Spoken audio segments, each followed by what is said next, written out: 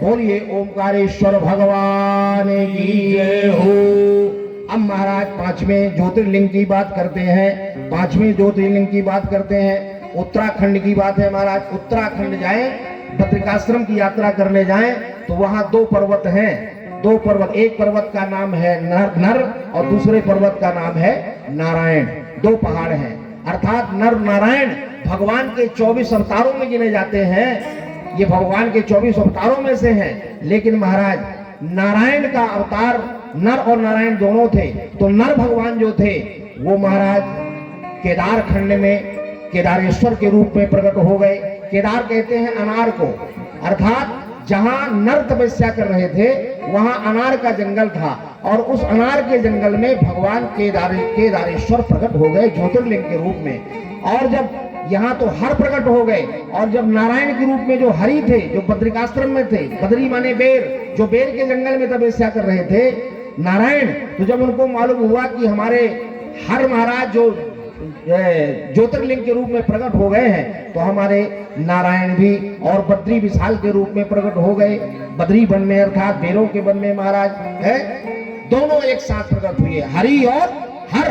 तो हरि बद्री नारायण के रूप में प्रकट हो गए और हर जो है महाराज वो केदारनाथ के रूप में प्रकट हो गए है। बोलिए केदार भगवान की जय। इसलिए कहा जाता है कि बद्री नारायण के दर्शन का फल तभी है जब पहले आप केदारनाथ का दर्शन करोगे है। जब पहले आप हर का दर्शन करो फिर बद्री नारायण का दर्शन करो तो आपको फल है महाराज है। तो इस तरह से ये पांचवा ज्योतिर्लिंग उत्तरांचल में है महाराज, उत्तराखंड के पर्वत में। अब महाराज छठवां ज्योतिर्लिंग आ गया। छठवां ज्योतिर्लिंग आया भीम शंकर के रूप में, भीम शंकरम। आपने सुना होगा भगवान राम अपने पत्नी सीता के साथ वनवास यात्रा कर रहे थे। वनवास यात्रा भगवान राम कर रहे थे। एकदम संक्षेप में बता रहे हैं, ठीक है। एक कथा कम से कम 1.5 घंटे की है। नेक्स्ट जब कभी मुलाकात होगी, ठीक है, शिव पुराण के रूप में, तब फिर विस्तार से चर्चा करेंगे। आज तो बस थोड़ी थोड़ी सुन लो, दिमाग में बात रही आए, ठीक। इतना ही ना हो कथा जितना मैंने सुना दिया। कथा बहुत लंबी है, ठीक है, वो तो मैंने एकदम आपको निचोड़ बता रहा हूँ, ठीक, सार। बाकी कथा तो बड़ी भावपूर्ण, बड़ी भक्तिपूर्ण है, ठीक। तो समय अभाव के कारण, चूंकि कल कथा को फिर विश्राम भी करना है और कल कथाएं भी सुनाना है आपको बहुत सारी, तो इसलिए यद्यपि ये कथा मैंने कल की है जो निकल गया, आज सुना रहा हूँ, थोड़ी पीछे जा रहा हूँ, है ना। क्या क्या सुनाऊं, क्यों भैया, है ना। तो वो संक्षेप में सुनाता जा रहा हूँ। भगवान राम वनवासी यात्रा में थे सीता जी के साथ। तो एक भगवान राम को विराध नाम का राक्षस मिला। भगवान राम ने विराध नाम के राक्षस को मार दिया। तो विराध नाम के राक्षस की एक पत्नी थी जिसका नाम था करकटी। बड़ी सुंदर थी करकटी महाराज। तो जब भगवान राम ने विराध को मार दिया तो मारे गुस्सा के करकटी ने सीता जी के पैर पकड़ लिए और सीता जी को खाने दौड़ी महाराज करकटी। तो जब लक्ष्मण जी को लगा कि सीता जी को ये छोड़ेगी नहीं, तो महाराज लक्ष्मण जी ने धनुष बाण उठाया और करकटी के दोनों हाथ काट दिए। दोनों हाथ काट दिए और आगे बढ़ गए। आगे जब बढ़े महाराज तो ऐसा संयोग की बात कि एक दिन कुंभकर्ण अपनी नींद से जागा। कुंभकर्ण अपनी नींद से जागा, घूमते घूमते उसी करकटी के पास आ गया।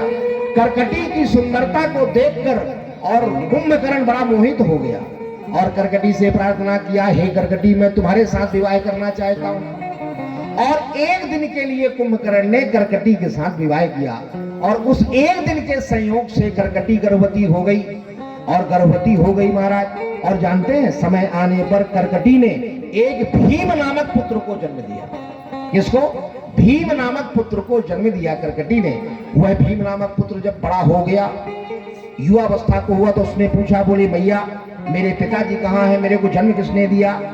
तब करकटी ने बताया, बोले बेटा तेरे को जन्म देने वाले पिता का नाम कुंभकर्ण है और तेरे पिता को राम जी ने मार दिया है और राम जी ने मेरे को भी विधवा बना दिया है, मेरे पति को मारा, तेरे पिता को मारा। और जानते हैं राम का दोष नहीं है, तेरे पिता को राम जी नहीं मार पाते, तेरे पिता को राम जी नहीं मार पाते। राम जी तेरे पिता को मारने के पहले शिव जी की शक्ति को ग्रहण किया है, शंकर भगवान की कृपा ग्रहण किया है, उनकी कृपा मात्र से और तेरे पिता को मार दिया। हाँ हाँ, भीम तो महाराज जो राक्षसी पुत्र था तैयार हो गया, बोला छोड़ूंगा नहीं उस शंकर को, उस राम को नहीं शंकर को बोला शंकर को छोड़ूंगा नहीं महाराज। ऐसी शक्ति दिया उसने राम को कि मेरे पिता को मार दिया, मेरे माँ के पति को मार दिया, छोड़ूंगा नहीं। और महाराज शंकर विरोधी हो गया, भीम नाम कर लगा, तमाम शंकर के भक्तों को मारने लगा। उसी राज्य में एक राजा थे, धर्ममय राजा थे महाराज, धर्ममय नाम के एक राजा थे। तो महाराज वो शंकर जी के बड़े उपासक थे, शंकर जी का पूजन कर ही रहे थे। वो राक्षस आया, भीम नाम का राक्षस आया और उस राजा को ऐसा मारा और जेल के अंदर बंद कर दिया।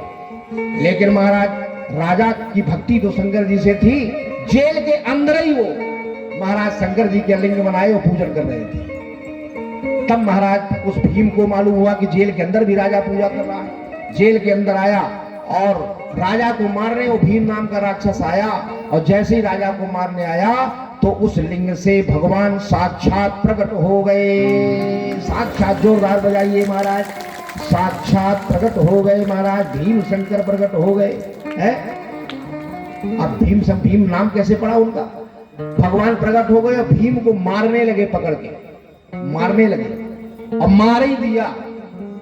मरते मरते भीम ने कहा, बोले प्रभु मैं आपकी महिमा को नहीं समझ पाया, आपकी शक्ति को नहीं समझ पाया, जिंदगी भर आपका विरोध करता रह गया, लेकिन एक अनुग्रह मेरे ऊपर कर दो महाराज, एक कृपा मेरे ऊपर कर दो है। मेरे पति को, मेरे पिता को राम ने मारा, आपने मरवाया, मेरे